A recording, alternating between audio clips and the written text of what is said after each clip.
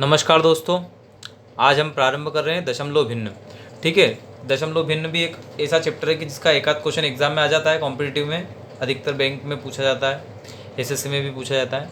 यहाँ पे दशमलव भिन्न की बात अपन कर रहे हैं। तो दशमलव वाली संख्याओं का सबसे पहले हम जोड़ और घटाव सीखेंगे। तो जोड़ और घटाव के लिए आप देखिए, आपके सामने मैंने दो उदाहरण ले रखे हैं। 36.4 उसमें जोड़ करना 9.35 का और फिर जोड़ना है 0.475। वैसे तो जोड़ घटाव सबको आता है, पर ये एक दशमलव के लिए थोड़ा सा जो गलती होती है वो सुधार करने के लिए मैं बता रहा हूँ। देखिए इन दोनों उदाहरणों को हम कैसे सॉल्व करते हैं। घटाव वाला जो उदाहरण है वो हमारे पास है 358.085 और यहाँ पे 42.91। इन दोनों में भिन्नता है, ये देखो यहाँ पे दशमलव के बाद एक अंक है, यहाँ पे 2 अंक है, यहाँ पे 3 अंक है। ऐसे इसमें 3 अंक है और उसमें से दशमलव के बाद 2 अंक वाली संख्या घटाना है। ठीक है, तो इनको देखिए, सबसे पहले मैं जमाऊंगा। देखिए मैंने आपके सामने दोनों जमाया हुआ अरेंजमेंट है। कुछ जो मिस्टेक होती है वो इस तरीके से हो जाती है कि हम इकाई के नीचे इकाई लिखने में रह जाते हैं और दशमलव भूल जाते हैं। पर हमें क्या करना है कि दशमलव के नीचे दशमलव लिखना है। ठीक है, अब हमारे पास दशमलव के बाद अंक बराबर नहीं हो तो हम वहाँ पे 0 लगा सकते हैं चाहे बराबर करने के लिए। ठीक है, अब यहाँ पे 3 हमारा ऐसा कैसा आ जाएगा, 5 और 7 5 12 होता है, तो 12 का 2 लिख देंगे, हासिल 1 हो जाएगा हमारे पास।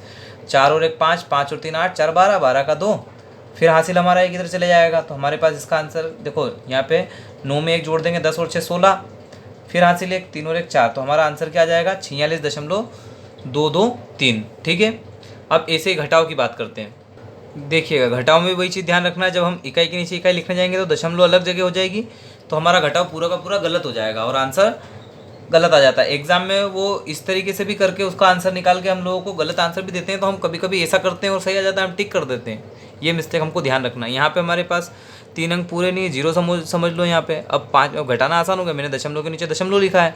घटाव करना तो आपको आता ही है, बहुत आसान है। 5 में से 8 में से 1 जाएगा तो कितना बचेगा 7, और यहाँ पे 10 में से 9, क्योंकि इससे उधार लेगा, 10 में से 9 गया तो 1, यहाँ बचा 7, 7 में से 2 जाएगा तो 5, यहाँ 5 में से 4 तो 1 और 3 ऐसा कैसा। इसका आंसर आपका हो जाएगा 315.175।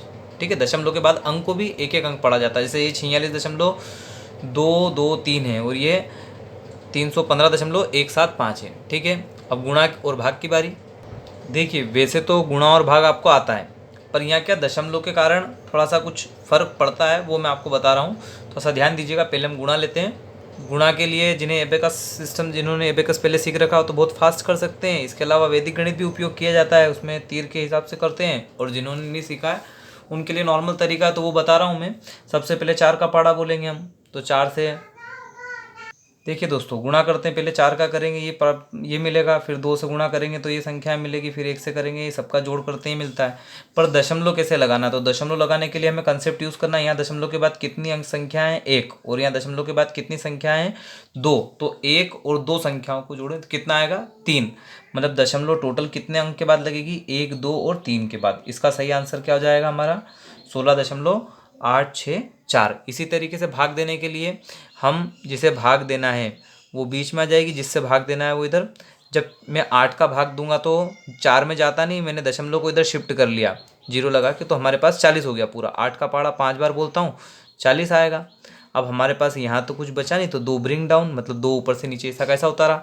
अब 8 के पहाड़े में 2 आता नहीं, यहाँ यदि मैं शून्य लगाऊंगा तो यहाँ भी शून्य लग जाएगी। अब 8 का पहाड़ा इतनी बार की 20 आए, नहीं आता है। 8 दूनी 16 होता है, 16 बचा 4, हमने दशमलव लगा रखी है, 0 हम बढ़ा सकते हैं। यहाँ शेष जो बचता है उसके बाद हम 0 बढ़ा सकते हैं, पर ऊपर से उतारने के बाद जब 0 बढ़ाते हैं तो यहाँ 0 लगाना पड़ता है। अभी हमें 0 नहीं बढ़ाना पड़ रही है, मतलब यहाँ पे 0 नहीं लगाना पड़ रही है, हमने बढ़ा ली। ठीक है, क्योंकि दशमलव ने हमें इतनी परमिशन दे दी। वैसे संख्या को आप चाहते तो ऐसा लिख सकते थे 0 या जो भी था 4.020000, जहाँ तक लिखना था वहाँ तक। 8 पंजे 40। क्या आंसर आया आपका, आपका आंसर आया 0.5025, ये हमारा आंसर है। ठीक है, अब हम दशमलव भिन्न में कौन सी सबसे छोटी भिन्न है और कौन सी सबसे बड़ी भिन्न है, ये वाला टॉपिक ले रहे हैं, मतलब उसमें ही हम सब टॉपिक ले रहे हैं।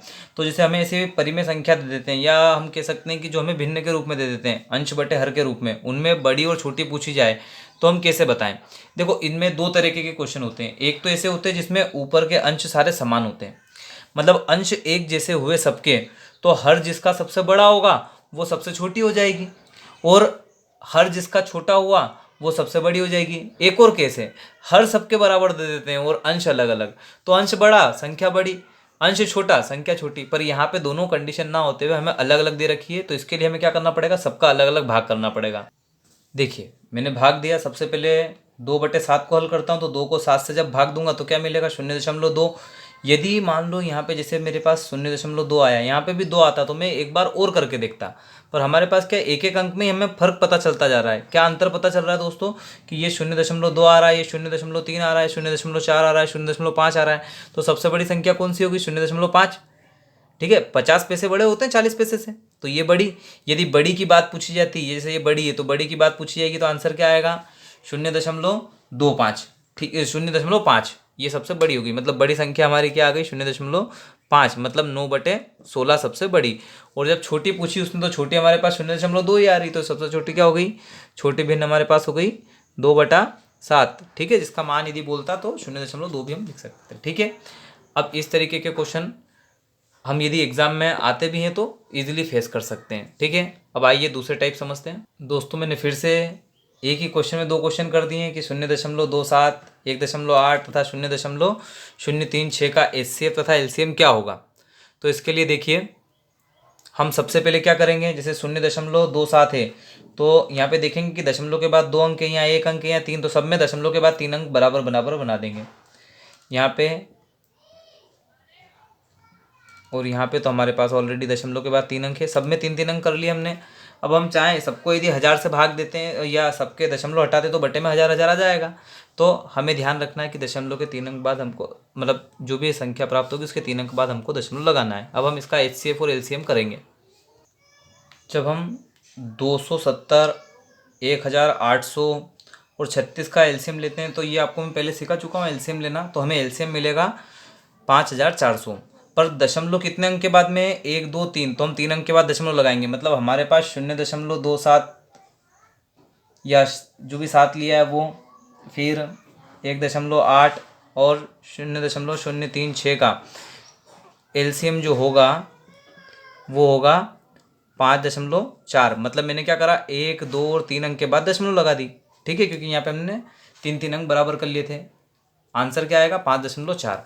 इसी तरीके से हम HCF के लिए देख, 270, 1800 और 36 का HCF यदि हम निकालते हैं तो वो हमारे पास आएगा 18।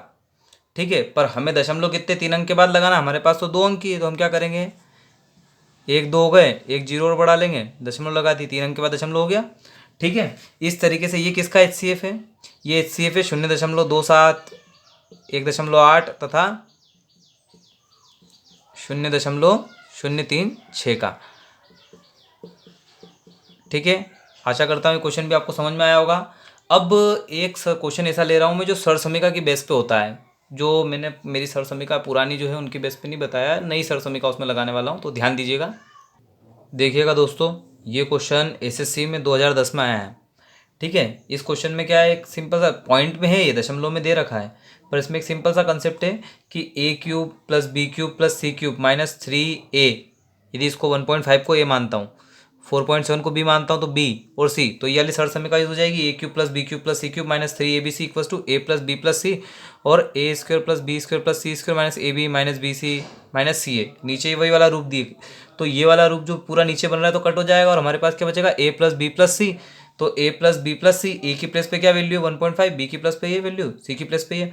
अब हम यदि इनका जोड़ करें तो देखो दशमलव से पहले इकाई इकाई, मतलब दशमलव के जस्ट बाद वाली, 5 और 7 12, 12 और 8 20, 20 का 0 हासिल 2, 2 और 4 2 और 1 3, 3 और 4 7, 7 3 10, मतलब हमें मिलेगा 10.0। मतलब इसका आंसर क्या हो जाएगा, इस क्वेश्चन का आंसर हो जाएगा हमारा 10।